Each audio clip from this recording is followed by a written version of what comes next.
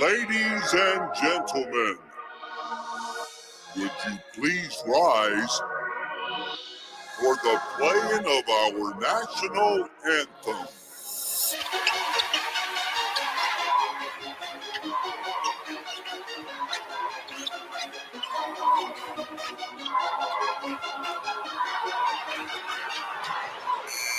Game time, NBA, slamming ops like MMA in the octagon. When I'm about to rhyme, I drop a young 8 like it's mama time. Then 8 more, that's a Paul Gasol, they gon' say, whoa, that boy's raw. Got a fast break straight to the hole, drop the last 8, that's 24. When there's plenty more where that came from. Better know the flow grade A1, and I'm ambidextrous, AI. They can plan to exit, they can't hide. I got hands in the fight like Nate, whether I know your man's and I might think they better, but they ain't never. They featherweight, treble clever, heavyweight in every state, never delegate. My team the greatest from the NYC to Vegas. Now that I'm in the game, I see the A-list, but none of them can't quite see me. They wish I'm raising the bar. You players ain't ranking and taking up space at the bar when we drinking. I'm calling the play. You balling the ball, we balling the day. We going all the way. We're taking off from here. Watch us we go. Ain't no one blocking nor stopping. We know we making every shot that we throw.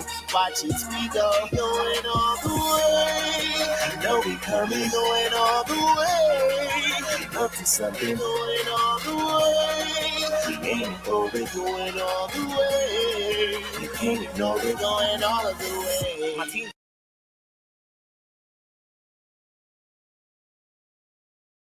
Oh, we're muted. Now we're back. What's good? What's good, ladies and gentlemen? This is your boy James, aka Hollywood J Black, live in the building once again. Riding the solo Lolo tonight. My man Big Sin is out sick. Everybody's getting this damn sickness is getting around. I got hit with the itis last week. Big Sin got hit with the itis this week. Hopefully, he should be back this weekend to let us know what's popping on this weekend's games. But that's all good. You got my little fresh face. You know what I'm saying? Welcome to the Overtime Sports Show once again. Oh man, what is good? What is good, my main man Robert? What is popping, sir? Hope everything is all well. Man, we had ourselves an interesting ass weekend. What is good, my main man Toby? What is good? Everybody showing up to the show. I love it. I love it. I love it when a plan comes together. It's been a hell of a week, man. Let me tell you. Let me freaking tell you. It hasn't been a game. This weekend of NFL action was some weird, twisted ass, crazy ass shit. I mean, and I mean that in the nicest way possible.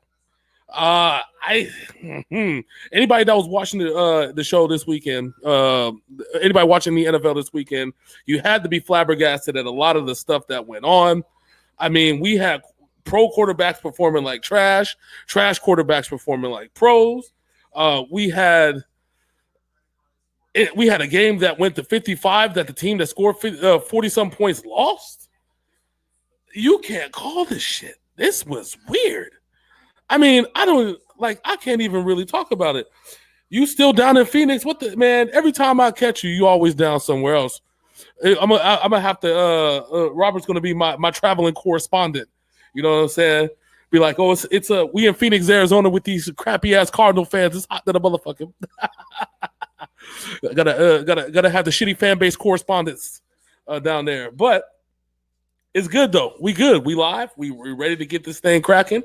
We got to get right to the action, bro. Like this is, I got to talk about it. I got to talk about the biggest surprise that happened this weekend in the NFL. To me, everybody would be talking about. One of my boys was talking about something. I'm like, no. The biggest surprise in the NFL this weekend was the freaking Tampa Bay Buccaneers beating the Rams, bro. The Bucs beating the Rams. It was 55-40? Yeah. 55-40.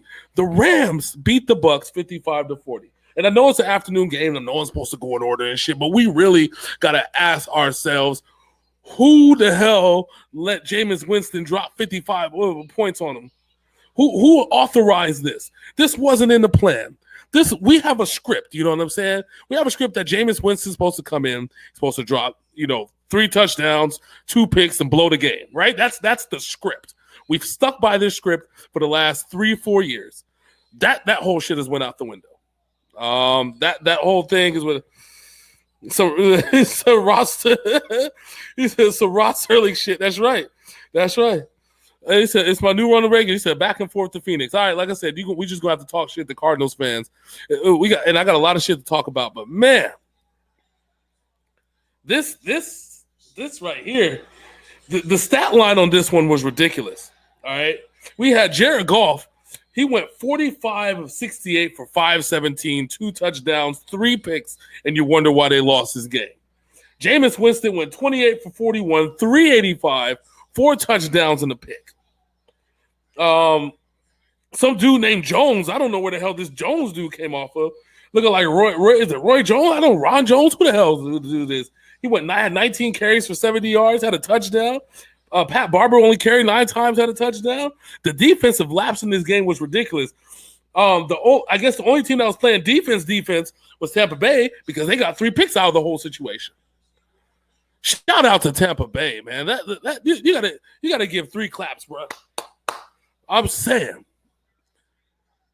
that was a hell of a win. I couldn't even call it. Like, I mean, if you're a Tampa Bay fan, even your mind is just like this. You know what I'm saying? Like this. What the hell just happened? I couldn't tell you what happened. I've tried to overanalyze this game. I spent the last 3 days trying to figure out what the hell I was going to say about this game. And the best thing I can say is that the reason why the Tampa Bay Buccaneers won is because they scored more points than the Los Angeles Rams. That's exactly why they won. There wasn't no other reason. I mean, Jameis Winston didn't turn the ball over that much. Yes, he had a pick, but he was only sacked twice. I mean, both quarterbacks were only sacked twice apiece. So this was literally no defense unless the quarterback made a mistake. The only thing I can say is that the Rams obviously have no faith in Todd Gurley running the ball. They ran the ball 5 carries for 16 yards. Their backup only ran the ball 5 carries for 14 yards. That's not going to get you an NFL championship if you're sitting out here losing to the Tampa Bay Buccaneers and you just like, fuck this dumb shit. I'm going to just throw it all fucking day. Bruce Arians is the coach, okay? Your boy that was the coach of the Jets last year is the defensive coordinator. You ain't getting shit by that fool. They were schooling the Niners and causing turnovers. Even though we won that game, they were still schooling us on defense, okay? You should have learned them. And now you done strolled in, and now you got your asses handed to you by Tampa Bay. How are you going to explain that, huh? Can you imagine how that is? Can you imagine what that locker room must feel like? Oh, we thought they were the lowly Tampa Bay Buccaneers. Yeah, y'all was trying to keep that energy talking about, we almost lost to the Tampa Bay Buccaneers with my Niners. But y'all wasn't saying that shit when the fucking Rams got their asses kicked by them. Keep that same energy. Like Richard Sherman said, keep that same energy. Keep it. Because I promise you, I don't think Tampa Bay is going anywhere anytime soon. This is atypical performance by a Bruce Arians team. I mean, not perfect defensively by any means, although they got the turnovers. They best believe they got the turnovers, and they completely shut down the running game. But it's atypical because it seems like Jameis Winston got his stride. This Rams defense was slated to be one of the best defenses. It's a top 10 defense. This Rams defense is a top 10 defense. Don't get it twisted. However, we saw this last year, right, with this coordinator. We know what Jameis Winston is capable of when he's focused and he's ready. To me, everybody gives Jameis Winston a ton of slack. I think that Jameis Winston is one of the better passers. He's a gunslinger. He's Brett Favre.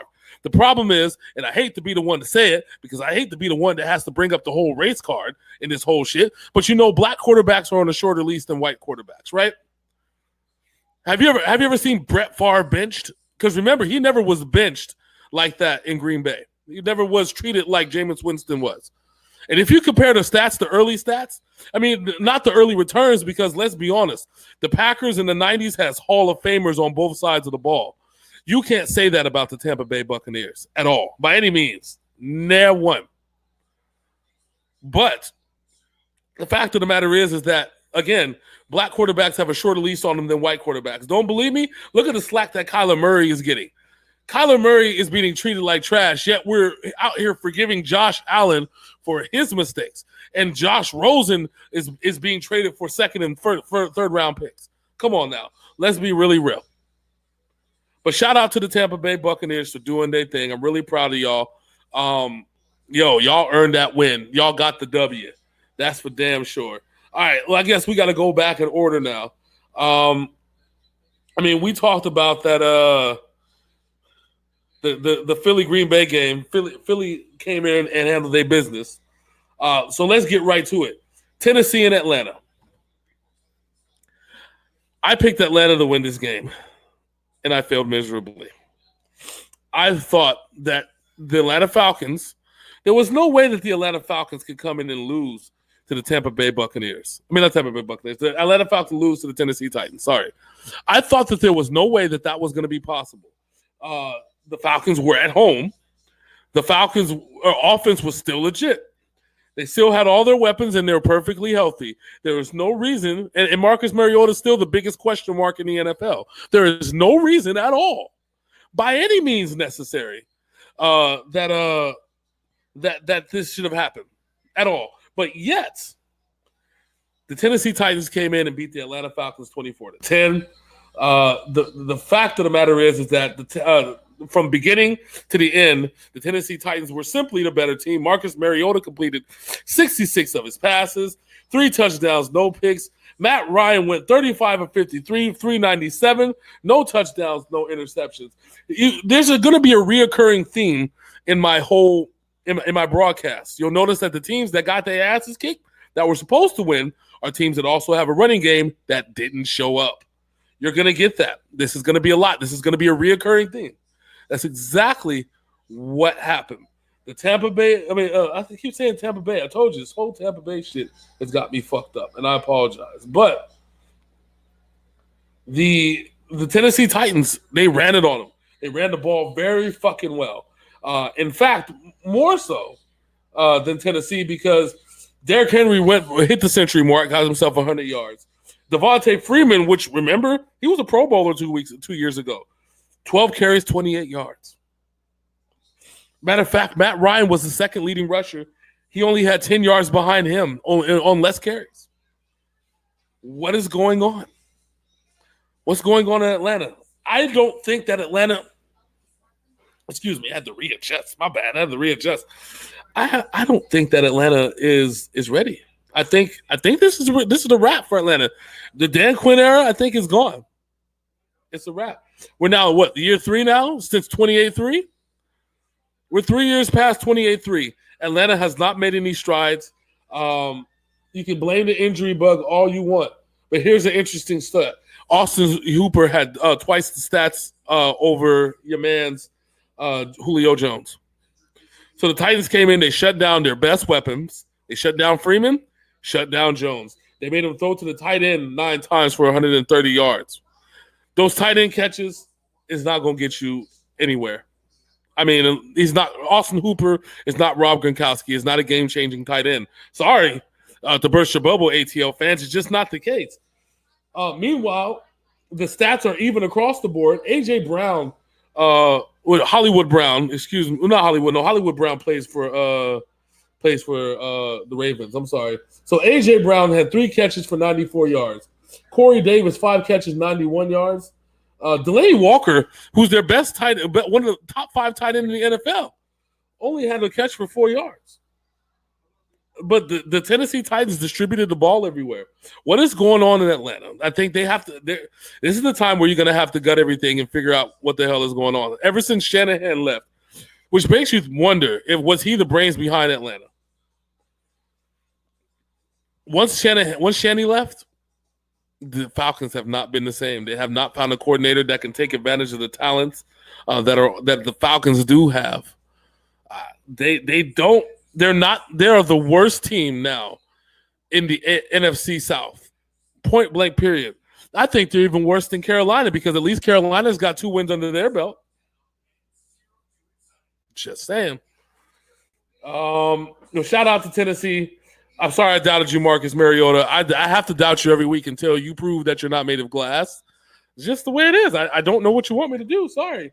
On to the game of the week, which was the undefeated Buffalo Bills going against the undefeated New England Patriots with the Buffalo Bills at home. The game got out of hand very quickly, very fast. Josh Allen got a lot of punishment. So much, though, in the fourth quarter, the third quarter, fourth quarter, he caught an injury, got hit with the concussed bug, replaced by Matt Barkley, and Matt Barkley didn't do a goddamn thing. Oh, yeah, we're going to talk about the boys losing to the Saints. I got a whole PowerPoint presentation I'm gonna give y'all about why the Cowboys lost to the Saints. Whole PowerPoint. Don't worry, I got you. Don't worry. Tom Brady was not at his best, but we knew that the Buffalo defense is a top 5 defense. A lot of people didn't know that. Buffalo has a top 5 defense. They held Tom Brady to 150 yards? Yeah, 150 yards passing. They got a pick off of him at the last minute. Sony Michel, 17 carries, 63 yards. It's not bad, but it's not good. It's 3.2 yards a carry. Josh Allen threw 3 picks, had 4 sacks. This was horrible. This was a beat down in every sense of the word. Frank Gore had 109 yards rushing, which that's rare for the Patriots to give up 100 yards rushing to any single running back. Maybe as a team you'll give up 100 yards, but not a singular running back. And that's happened. Josh Allen was the only one that got rushes. They grinded out something, but they still ended up losing. The biggest takeaway from this game is that the Patriots no longer have another challenge for the next, 5 weeks? Patriots schedule looking real softish. I think they play the Giants. Well, not the Giants. They do play the Giants, but not now. They play the Redskins. I know that much. Matter of fact, I'll tell you the Patriots schedule. Maybe. Hold on, wait.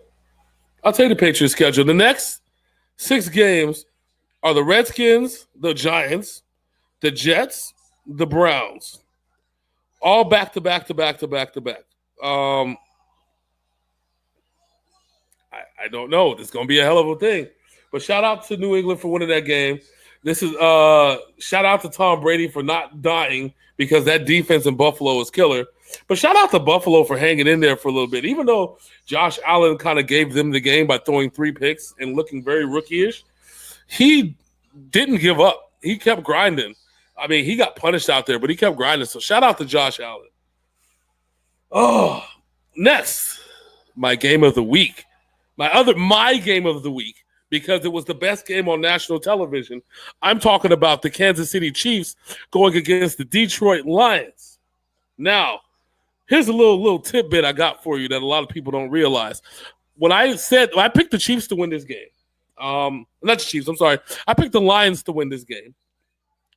The reason why is because I felt that coming into this game, that we have a whole script on Patrick Mahomes. You had your boy, what's his name? I keep forgetting the coach's name, Matt Patricia. Hell of a coach. Hell of a defensive coordinator, right? Former Patriots defensive coordinator. He knows his shit. He seen the script that the Patriots did on Patrick Mahomes in the season and in the playoffs. He followed that exact same script. He held them. I mean, the only thing that happens is that Kansas City came back and scored 14 points in the fourth quarter. Otherwise, this would have been a wrap. That last-minute Patrick Mahomes run to seal the game was something else. That was a thing of beauty. That shows you the maturity of Patrick Mahomes, the willingness to put his body on the line to get the win. However, let's not doubt ourselves here. The old Matt Stafford came back to one more time, 21-34, 291, 3 touchdowns, no picks. Yes, he was sacked 4 times, but he poised in the pocket. The gunslinging Matt Stafford, he gave 0 fucks.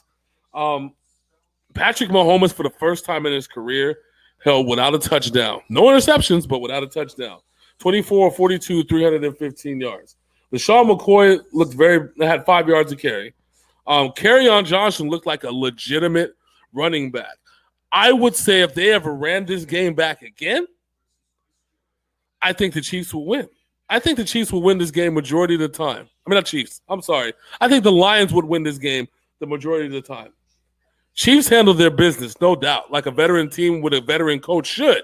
And I think that's what made the big difference at the end, is that the veteran coaching put and Patrick Mahomes maturing in that game before our very eyes is what got us to where we're at. But make no mistake about it, the Lions would have won this game 3 out of 4 times. Shout out to the Detroit Lions, but shout out to the Chiefs for winning that game. They got a couple things on deck, and we'll talk about that on Saturday or Friday, whenever Big Sim feels better, hopefully sooner rather than later. Then we have the Oakland Raiders at the Indianapolis Colts. Now, the thing about this game was the Raiders led for the majority of it. It took Indianapolis to stage a late game comeback. They were down 24. They were down 30. They were down 31-10. And the Indianapolis almost came back and won this game.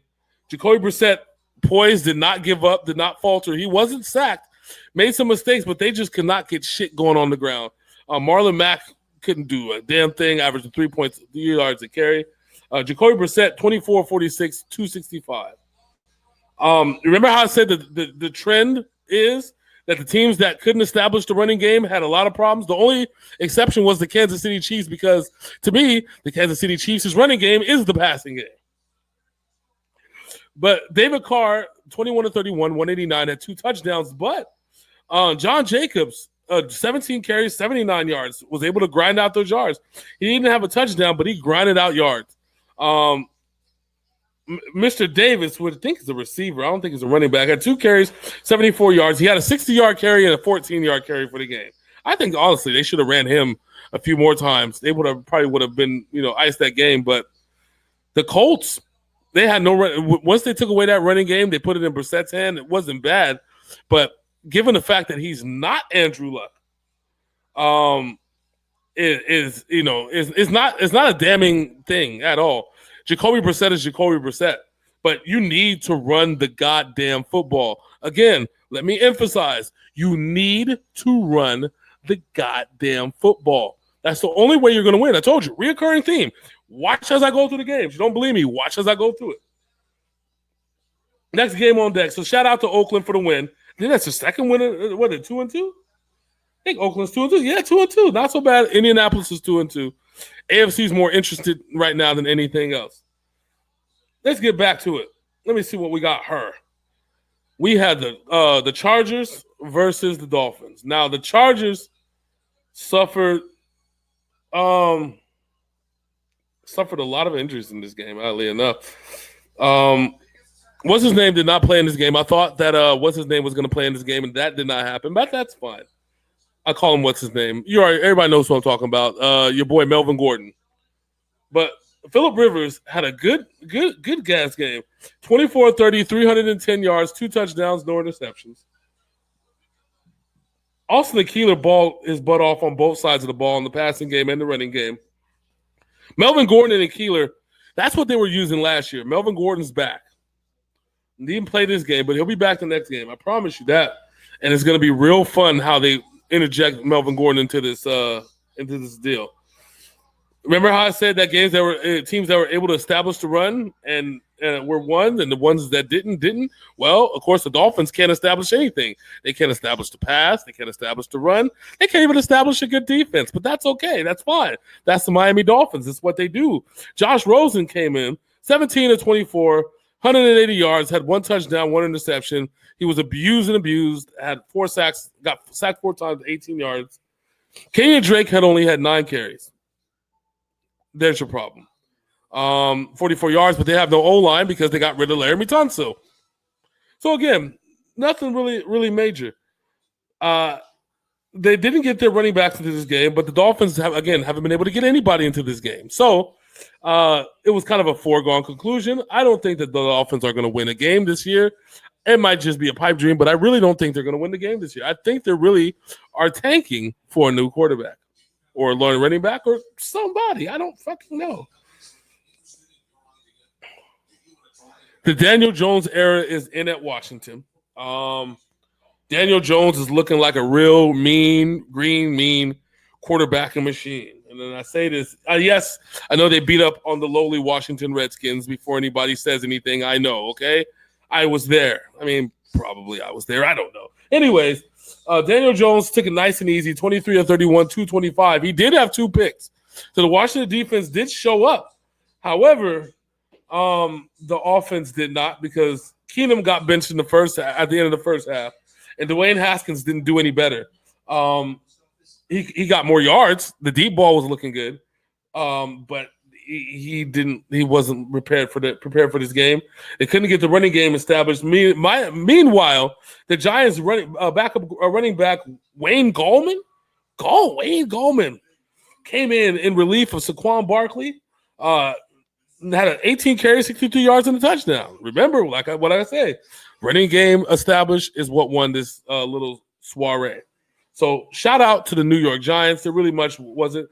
The Giants have a tough challenge on their plate next week, and we'll go over that on Friday night. The Cleveland Browns and the Baltimore Ravens, which was highlighted, and I say the word highlighted by this little thing right here. Let me see if I can pull it up. Give me a second. Let me go back here. Don't worry. I'm trying to get y'all footage.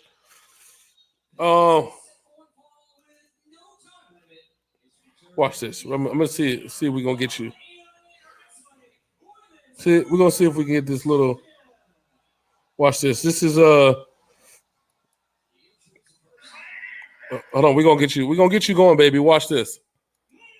See, I like to bring the highlights to y'all because I want to make sure y'all know that I care about y'all. Y'all know what I mean? Watch this. Ready for this? Here we go. No, we don't. Mayfield under pressure got rid of it on. Watch this. This was the biggest highlight of this game. Not the run. Don't pay attention to the run. He's brought down at about the 30.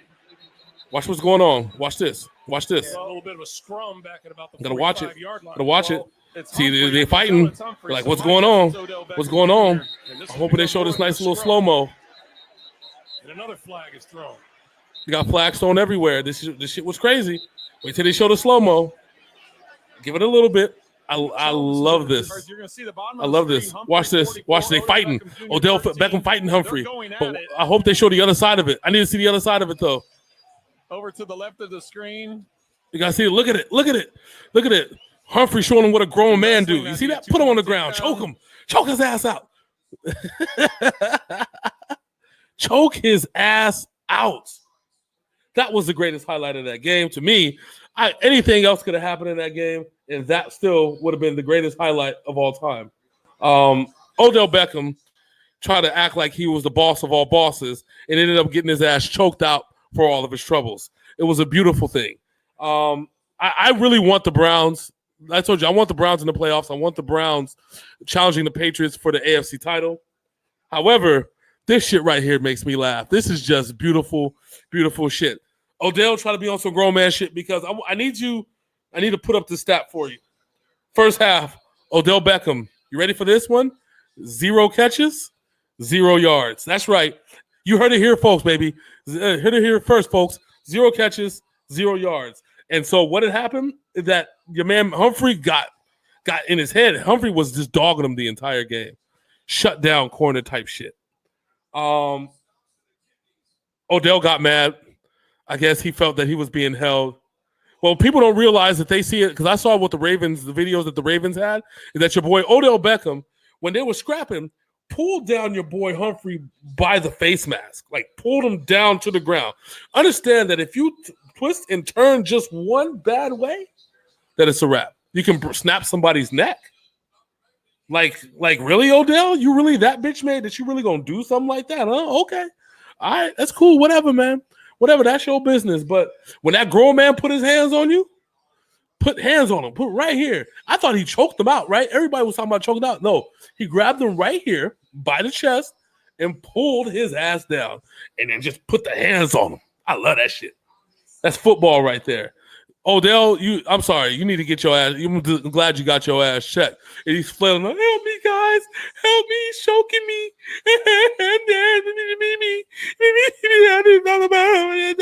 Nigga, shut your ass up. God damn. I hate a whining ass motherfucker. But in the end, the Cleveland Browns established a running game. Hint, hint, nudge, nudge, wink, wink. Nick Chubb, 20 carries, 165 yards, 3 touchdowns. Baker Mayfield, 20 for 30 for 342, had a touchdown and a pick. Only sacked once because the running game was so nice. Jarvis Landry. Remember I said last week, I said Jarvis Landry has to get into it. You have the best or the second best slot receiver in the NFL, and he's not getting passes. That's a problem. But the only way the slot receiver gets passes is normally through the play action, which needs the running game to be established. And once the running game was established, Jarvis Landry just went in like Flint. Your boy Ronald Seals-Jones, he got 3 catches for 82 yards and a touchdown. You see how this goes? The running game establishes the passing game, which helps you win games. As long as your defense shows up, which for the most part they did, because, I mean, Lamar Jackson had 3 touchdowns, 2 picks, 24, 34, 247. Mark Ingram had 12 carries, 71 yards, but it wasn't as established as what Cleveland Browns did. They had the most yards on the ground. They had the better established quarterback. They won the game. It's just that simple. They brought it to you on a silver platter, folks. Come on now. You gotta work harder for that. Carolina and Houston, real quick. Got to go over this game. Carolina beat Houston, came in, slapped Houston at their home in the mouth for all the world to see. Your boy Kyle Allen, 24, 34, 232 yards. But that would have not been possible had it not been for Christian McCaffrey, 27 carries, 93 yards and a touchdown, 10 catches, 86 yards on the receiving end. Your man's is your man's, bro. Christian McCaffrey is a grown man's man. I was hoping that somebody other than the Carolina pick, because parents don't really even use them. Can you imagine Christian McCaffrey on a team like the Niners with Kyle Shanahan running it, a team like Kansas City, a team like the Patriots, hell, a team like the Rams, which rely on speed? Could you imagine that? This man's being used, but not being used properly, but it's used just enough for Carolina to come through. Deshaun Watson got put on his ass. 21 of 33, 160, sacked 6 times this game. They couldn't establish the running game with Carlos Hyde well enough because they got behind too fast, or the grind was too much, and it was a wrap. They only got the ball to D-Hop 5 times for 41 yards. He was targeted 8 times. It was a rough game for Houston, but shout out to Carolina winning it with a backup QB. They are now 2-2 and still in the thick of things. Remember, I told you the Falcons are the worst team in the NFC South. That still holds true. We talked about Tampa Bay and the Rams, Seattle and Arizona.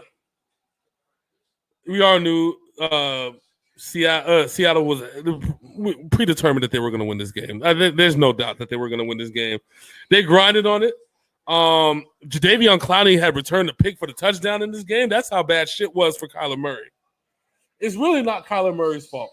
I want to talk about this though for a second. Let's real talk. I feel bad for the dude Kyler Murray because they got this dude Cliff Kingsbury who probably didn't even know how to make an offense out of a paper bag. He couldn't get a touchdown to save his life. The problem that I have with your boy is that he's trying to turn Kyler Murray into a red gun spread QB and trying to bring his college offense into the NFL. The problem is that, and I think Michael Bennett had alluded to this. He said, if you're going to bring a college offense into the NFL, then you need to be able to protect like the pros in order to make it work in the pros. And that's not happening. Kyler Murray is getting killed out there. 4 sacks, 36 yards. Duke Johnson couldn't get the ball running. That's another thing that's happened. They just abandoned the run. I don't know why. Russell Wilson just had to do Russell Wilson things, not fuck up. 22 of 28, 240 yards.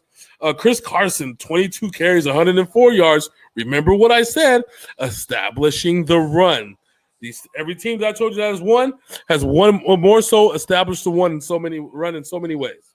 Shout out to Seattle for doing their thing. Chicago and Minnesota. Okay. Would you like to know how things look in Minnesota?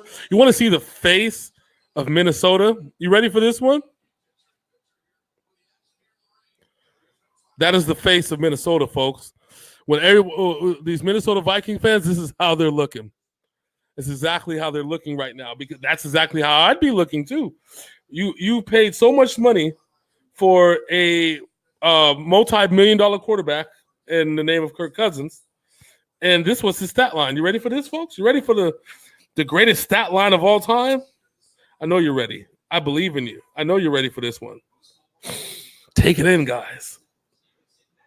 27 to 36, 233 yards, no touchdowns, no interceptions, but he was sacked 6 times for 51 yards. They could not get the running game. They completely shut down the running game, dared Kirk Cousins to beat him in the air, and he could not. Shame, shame, shame. Chase Daniel in backup duty, 22 of 30, 195, had a touchdown. Mr. Trubisky was in there at the beginning of the game and got hurt, but he didn't need it. Montgomery had more yards than the rest of the team. Actually had more yards than Minnesota had on the ground combined. It's a bunch of trash. A bunch of trash in Minnesota. What's going on? Minnesota's 2-2 because they were able to run the ball. Now that's taken away. That's gone. It's out. Bye. See you later. Chicago is back to 3-1, back on top of the saddle once again. And we keep it going. We keep it going with shout out to Chicago for doing their thing. Like I said, it wasn't a pretty win, but it wasn't ugly. Now, let me talk about my man's Gardner Minshew. I've been telling y'all that it's Minshew time up in Jacksonville. Y'all like, it can't be Minshew time. Who the hell is Gardner Minshew? Let me show you who Gardner Minshew is. 19 of 33, 213 yards, 2 touchdowns, no pick. Yes, he was sacked 5 times, abused and used by this Denver Bronco defense. But Leonard Fournette came in to save the day, 29 carries, 225 yards. Also added 2 catches for 20 yards. On their way to a victory. On their way to a victory. Joe Flacco actually put up some decent numbers. However, they could not get the running game established. Like I said, compared to 225 yards to the paltry 68 yards that the Broncos ran as a team. As a team. Joe Flacco wasn't touched, which for the first 3 weeks he was used and abused, and now they couldn't touch him. Emmanuel Sanders, 5 catches, 104 yards. They don't have an elite wide receiver. This is all bad in Denver. They're 0-4. Perhaps they're the best 0-4 team in football. And at least they're competitive when they play. They just can't get a win to save their ass. It's not Joe Flacco's fault. It's the lack of talent's fault. And now, the moment that Robert's been waiting for, the New Orleans Saints at home in Nolans beat the Dallas Cowboys 12-10. Oh. Remember how I told you I've been telling you this whole entire day, running game matters, that if you can establish the run, everything else is gravy. If you can at least do that, you have a better shot of winning than losing. Ezekiel Elliott easily ranked the top 3 running back in the NFL. He was limited to 18 carries for 35 yards. That is a paltry less than 2 yards a carry. Dak Prescott then had to try and win his game with his arm. He just could not. Went 22 of 33 for 223, no touchdowns, and a pick. 1 sack for 11 yards. Teddy Bridgewater came in. He threw a pick, 23 for 30 for 193. So it wasn't pretty by any means, but Alvin Kamara had more yards by himself than the rest of the Dallas Cowboys running game as a team. Just like I said, establishing the running game. So why did they win, folks? Establish the running game, have a decent passing game, try not to turn it over. Try not to turn it over, folks. That's how you win in the NFL. Running game, pass decently, defense. That's it. And the Rams did all that. The Cowboys did not. The Cowboys screwed the pooch on this one, folks. And all that, we them boys going to the Super Bowl shit can finally be deaded. They're not going to the Super Bowl. Sorry, folks. Y'all can calm down the Cowboys parade. We good over here. Yada I mean. Yada I'm saying. That's right. The boys are no longer either defeated. Yay, Robert, a happy boy. That's right. You should be happy. I think half of America, even though they're America's team, is happy. that they didn't win. I'm just saying. And finally, last but not least, the worst game of the week. Not the best game of the week, the worst of the week. 27-3, Pittsburgh Steelers stomp all over the Cincinnati Bengals. Why did they stomp all over the Cincinnati Bengals, you ask? What, pray tell, could have happened to where this ass whooping was going to be good? Let me tell you. That's what I'm here for. James Conner and Jay Samuels combined for 68 yards, only on 10 carries apiece. They controlled the line of scrimmage. They both have more yards than Joe Mixon. Joe Mixon also had 5 more carries as a total. Mason Rudolph was actually fairly accurate. Still only had 2 touchdowns, no picks. Not sacked. They protected him. Andy Dalton was used and abused. 8 sacks. 8 sacks for 69 yards. Jesus Christ. Ooh, that's all bad. 21 for 37, 171. No AJ Green has made this season shit. So the Bengals are probably another team that I volunteer to go 0-16. Although they're probably about this far away from beating a contender. So, I mean, I don't know. It can go either way. But the Bengals, we know they're not going to the playoffs. They're 0-3. 0-4. It's a wrap. Just set it off, charge it to the game. All right, that covers the NFL. Oh, we got a Thursday night game. Oh, I am sorry. We have a Thursday night game. Rams and Seahawks. It's very simple. Pick a team and ride with it. Big Sin said he's riding with the Seahawks.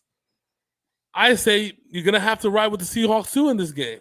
The Rams, yes, are probably angry about this loss, and they know they're capable of putting up points. However, Jadeveon Clowney is in beast mode. I don't like the Rams' chances in this game because they've shown chinks in the armor, and I think Seattle's a team that could actually take advantage of something like that. So we'll see. I'm picking Seattle too. I'm riding with the homie Big Sin on this one. College football news. College football news. I had a whole list of notes and everything, but I'll just tell it to you like this. Where's the thing? Oh, I'll tell it to you like this. Clemson is not looking like Clemson no more. Alabama is looking all the way like Alabama. And Auburn is looking like a legit player to be in these damn playoffs. Of course, it's still early. It sucks. But, I mean, the worst case scenario, right? The worst case scenario is that, why did I pick Florida State? What the blue hell? Florida State ain't done nothing. They're trash. I apologize for that. And they're my team, too. I don't know what the hell happened. But Wisconsin looks like they're a team to beat, too. They're legit. They beat Michigan. Michigan got that win back. They stomped out whoever they played. Auburn and Florida has some high stakes to it. That's the game to watch this weekend. Because I would say that the winner of Ohio and Florida, based off the rest of the schedule, is probably a lock to get into the playoffs. Stupid lock. I think whoever wins that's going to be the playoff, the champion. Straight out. It's a good game. Both of those teams are legit. UCF made up for that loss with a really good win. Now they got to play Cincinnati, who's 3-1. Gotta love it. Hopefully UCF does something and turns their season around. I mean, we'll see. They only have the one loss, but that one loss was big. If Pitt doesn't take advantage and capitalize off of it. What else do we have here? I talked about the Thursday night game. Oh yeah, we got to go over one more thing: Major League Baseball playoffs. So I got a conflict, ladies and gentlemen. I got a conflict. You know what that conflict is?